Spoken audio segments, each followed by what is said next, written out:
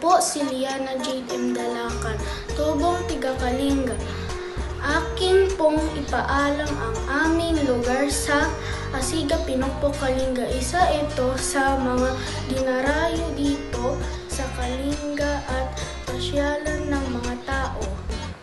Ito ang pinagmamalaki ng aming lugar, ang tinatawag na gigantic rock na malalaking bato kasing laki ng mga bahay doon at may hugis hayop at hugis ng palayok sa ibaybay ng mga bato.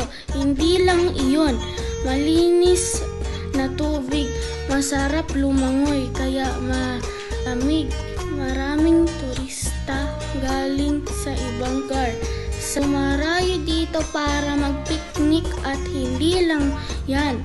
Napakaganda ang tanayin, matatanay doon at masagana rin ang aming lugar sa mga masasarap na pagkain katulad ng mga prutas at mga pagkaing mabita